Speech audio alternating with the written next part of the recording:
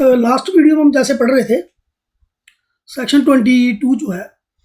कि अविक्शन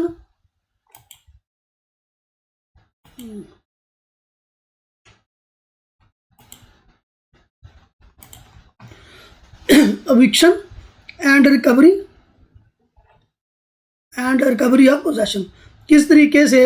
जो किराएदार है उसको खाली करना है और किस तरीके से परमिसिस जो है उसका पोजेशन वापस लेना है, यानी कि कब्जा वापस लेना है। किसके द्वारा? लैंडलॉर्ड। अगर लैंडलॉर्ड की डेथ हो जाती है तो उसके जो लीगल हायर्स यानी कि जो उसके जायज वारसान होंगे वो किस तरीके से इसका पोजेशन वापस ले सकते हैं। इन case of death of landlord, अगर किसी केस में क्या होता है कोई लैंडलॉर्ड उसकी डेथ हो जाती है, where there is a bona fide requirement of premises let out on rent by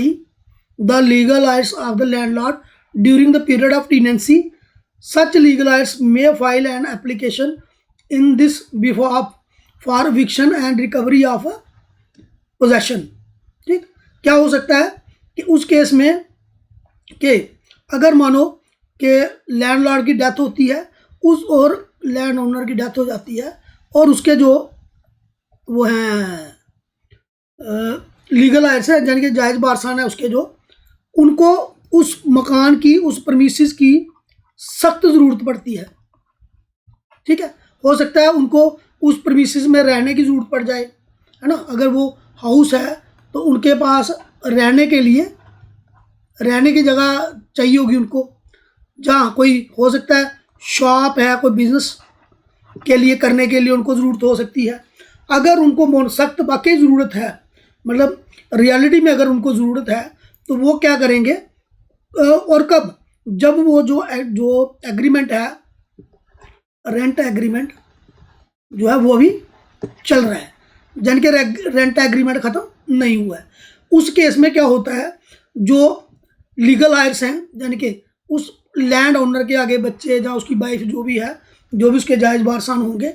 वो क्या कर सकते हैं, रेंट कोर्ट में रेंट अथॉरिटी को क्या कर सकते हैं, एप्लीकेशन मूव कर सकते हैं। ठीक, कि हमें ये जो प्रॉपर्टी है, हमारे प्रॉपर्टी जो है ये हमें खाली चाहिए, इसका हमें क्या करिए, पोजेसन दिलाइए। जो वहाँ पे टीनेंट है उसको इविक्ट करिए, खाली करवा के हमें क्या कीजिए, क्या दिलवाया जाए, पोजेसन दिलवाया जाए। उस केस में क्या होगा, रेंट एग्रीमेंट। देखो सेक्शन 22 जो है इसकी सबसेक्शन 1 जो है वो कहती है कि अगर कोई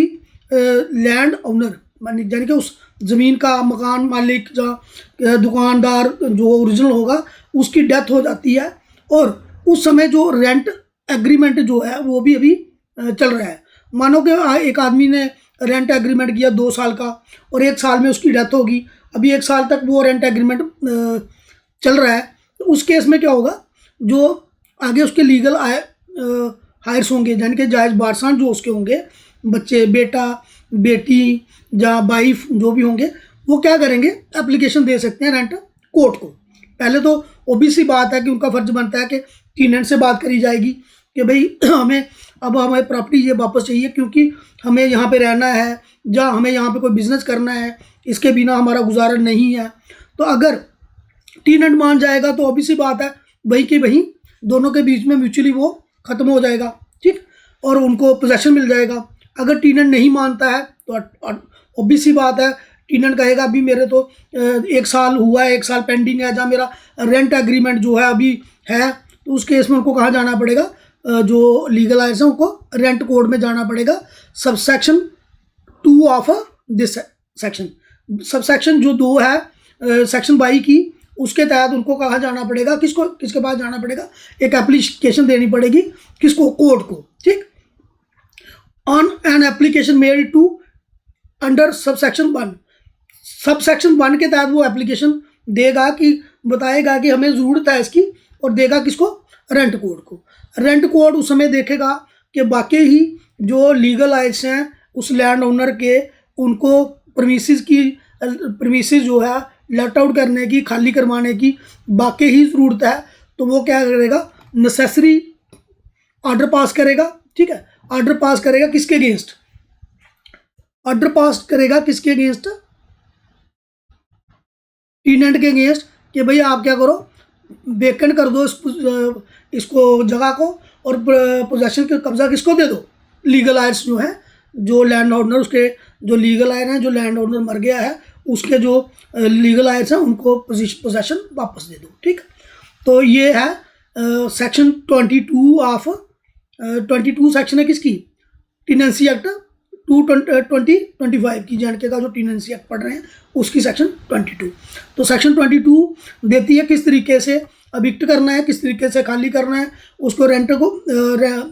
टीनेंट को, और किस तरीके से पोजेशन लेना है इन्होंने, लीगल आयर्स ने, जब लैंड ओनर की हो जाए, डेथ हो जाए। नेक्स्ट सेक्शन 23 जो है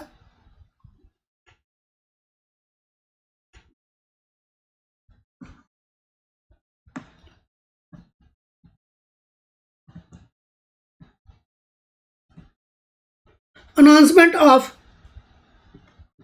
rent in case of refusal of tenant to vacate. अगर मान लो उस समय सेक्शन 22 में वो मना करता है, कौन, टीनेंट मना करता है कि मैं अभी खाली नहीं कर सकता हूँ, तो उस केस में क्या हो सकता है, क्या होगा, जब ऑर्डर को पास कर दिया रेंट कोर्ट ने, ऑर्डर पास कर दिया, क्या करना है इसको, रेंट कोर्ट ने ऑर्डर पास कर दिया कि वकेट करो भाई, क्या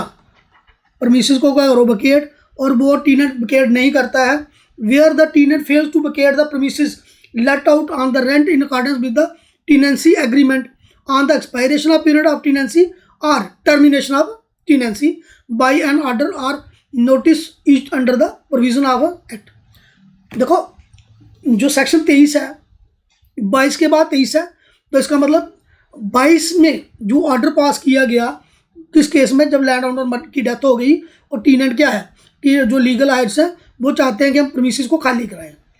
तब भी सेक्शन 23 के तहत अनाउंसमेंट होगी रेंट की, अगर वो खाली नहीं करता है। जहाँ अगर एग्रीमेंट एक्सपायर हो गया, मानो एग्रीमेंट एक्सपायर होने के बाद भी टीनेंट खाली नहीं करता है, दो कंडीशन है, एक तो सेक्शन 22 वाली और एक सेक्शन 22 वाली, जब एग्रीमेंट तो था लेकिन लैंड ओनर क्या हो गया था, उसकी डेथ हो गई और उसके लीगल आयर्स बच्चे चाहते हैं कि हमें इस बिल्डिंग की ज़रूरत है, उस केस में सेक्शन 22 के में जहाँ एग्रीमेंट एक्सपायर होने के बाद, एग्रीमेंट एक्सपायर हो गया हो और वो टीनेंट खाली ना कर रहा हो, दो कंडीशंस हैं, एक तो लैंड ओनर की डेथ होगी, तब अभी उस समय एग्रीमेंट था लेकिन लीगल आयर्स जो थे उन्होंने एप्लीकेशन मूव करी, सेक्शन 22 की सबसेक्शन 2 के तहत एप्लीकेशन दी और रेंट अथॉरिटी ने असेस किया, रेंट कोर्ट ने असेस किया कि बाकी इनको ज़रूरत है, तो उन्होंने ऑर्डर पास कर दिया, टीनेंट को कह दिया कि आप इसको प्रीमिसेस को वकेट करो। उस केस में उसने वकेट नहीं किया। जहाँ दूसरा कोई और केस भी हो सकता है जिसमें रेंट एग्रीमेंट ख़त्म हो गया था तो भी उसने वकेट नहीं किया, उस केस में सेक्शन 23 जो है वो लगेगी। सेक्शन 23 क्या कहती है कि अगर कोई टीनेंट बिल्डिंग को वकेट नहीं करता है, कब, जब उसको ऑर्डर पास किया गया था किसने, रेंट कोर्ट ने, सेक्शन 22 के तहत, जब वो लैंडलॉर्ड की डेथ होगी, जहाँ expiration of period of tenancy, ठीक, पीरियड ऑफ टीनेंसी का जो है वो भी खत्म हो गया हो, ठीक है, जब टर्मिनेट करती है टीनेंसी, टर्मिनेट कब होगी, जब लीगल आयर्स ने, लैंडलॉर्ड की डेथ होगी तो लैंडलॉर्ड लीगल आयर्स ने एप्लीकेशन दी कि हमें ज़रूरत है, उस केस में जब ऑर्डर पास हुआ तो दैट ऑर्डर मीन्स के वो टीनेंसी को क्या किया गया, टर्मिनेट किया गया। दो चीज़ें, टर्मिनेशन ऑफ टीनेंसी, जहाँ एक्सपायरेशन ऑफ टीनेंसी के बाद अगर कोई बिल्डिंग को, मकान को खाली नहीं करता है, उस केस में उसका जो किराया है वो बढ़ा दिया जाएगा, क्या होगा, ट्वाइस हो जाएगा मंथली रेंट फॉर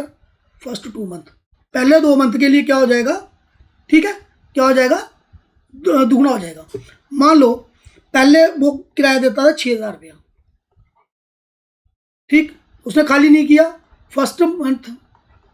और सेकंड मंथ, उसको डबल करके किराया देना पड़ेगा 12,000 रुपया। यहाँ पे भी उसको दो महीने तक क्या देना पड़ेगा, पहले और दूसरे महीने डबल देना पड़ेगा, ठीक। उसके बाद अगर फिर भी वो खाली नहीं करता है, अब थर्ड मंथ से उसको 4 गुना किराया देना पड़ेगा, 4 टाइम्स, यानी कि 4 टाइम मतलब 6 चौका 24,000 रुपया। जब तक वो खाली नहीं करता है 24,000 रुपये देना पड़ेगा, यानी कि 4 टाइम्स किराया। पहले 2 महीने के लिए अगर वो खाली नहीं करता है